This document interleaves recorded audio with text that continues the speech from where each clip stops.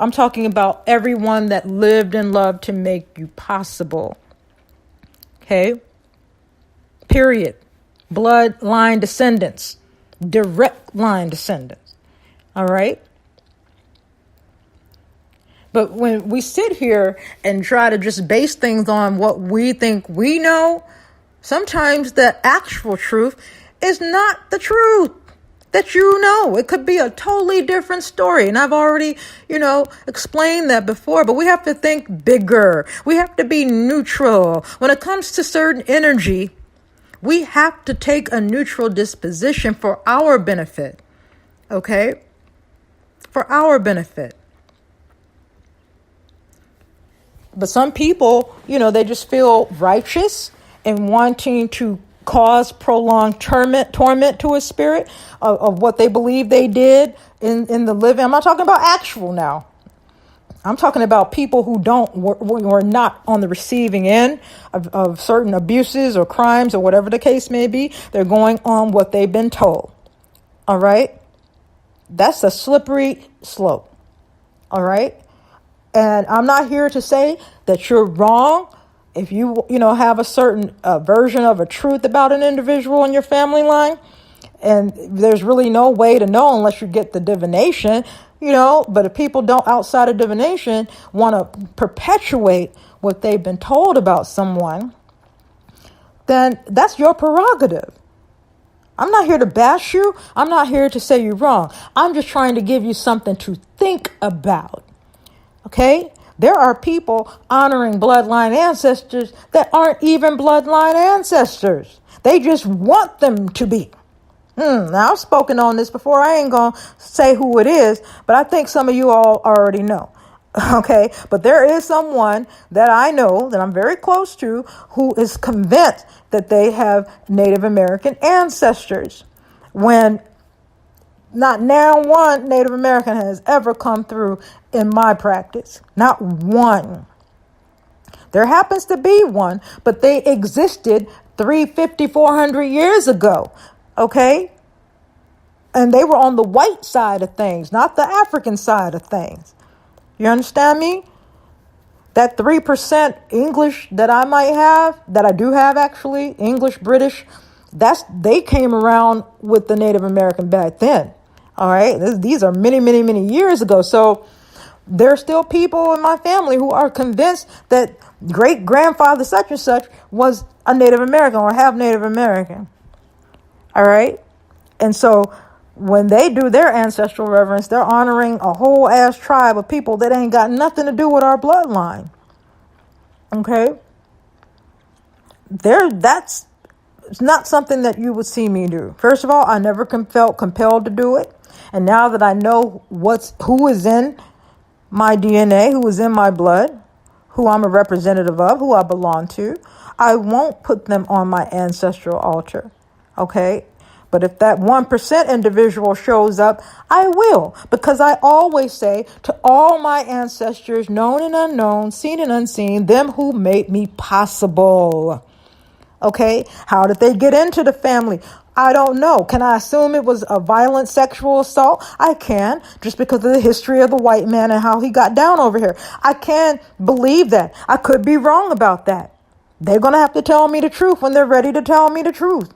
All right? But I'm not going to sit up here and make an assumption. Okay? And for those of us who do have white ancestors, not all of them were done in a violent manner. Yeah, there's some individuals who got down together because they had real relationships. There was real romantic love involved. Okay? So we can't say that everyone is a result of that trauma of sexual violence between a white person and an enslaved black person or an oppressed black person if it was after slavery, because that still happened. But my point is, all of us aren't. All right? But if we assume that that's the case when it isn't, you're messing up the energy. You guys understand me? Am I making sense? Please reach out and let me know if anything I'm saying here is confusing. It doesn't matter if you agree with me or not. Okay, I don't care about that because I respect people's opinions and their own beliefs. All right? But this is for the people who have questions. This is for the people who are trying to reconcile things. This is for the people who are new to this and want to understand it a little bit better. And they get to interfacing with information out here that some of these spirits and energies are all the same, or an altar is a portal for, some fuckery and foolishness and low vibrational spirits and yada, yada, yada. No. That's why I'm just trying to make it very, very clear that that's not what that is. Because people who are spiritually dispositioned, they are interfacing with spirits all the time, and they're not low vibrational energies all the time. Who are we to decide what is low vibrational or not? Okay? Just because it showed up and you didn't ask for it, you didn't send for it, and it just showed up because it said, oh, that's somebody that might be able to see me, hear me, feel me. I can come to them in a dream and give them a message. They might be able to give a message to somebody else. That's not low vibrational activity. Okay, if I'm just trying to make my way back home, how the fuck is that low vibrational activity? Come on, y'all. Think. Let's be critically analytical here and logical here. Let's take the emotionality out of it. All right? Just by basics of logic, it's not logical to throw that label on a spirit that reached out to you because you have the gift of seeing and dealing with spirits. That's not what it is. All right? Now, if you are attracting something that wishes you harm, 9 times out of 10, it was sent to you. Okay? 9 times out of 10. But you're going to need that spiritual divination to understand what it was exactly, or what it is exactly. Okay? Because these things they're not random like that. All right? They're not just out here randomly looking for victims. These things are considered worker bees, soldiers, laborers, day laborers. They're like the day laborers of spirituality. And they tend to do jobs and tasks on behalf of others. Okay? So making guesses and assumptions on what you think something is, you could be so far off from the damn truth of the matter. You'd be spinning your wheels trying to deal with it the wrong ass way because you don't even know what you're dealing with, number one. And number two, why you're dealing with it. Okay? But to think that that's happening to you because you started honoring your ancestors, oh, honey. No.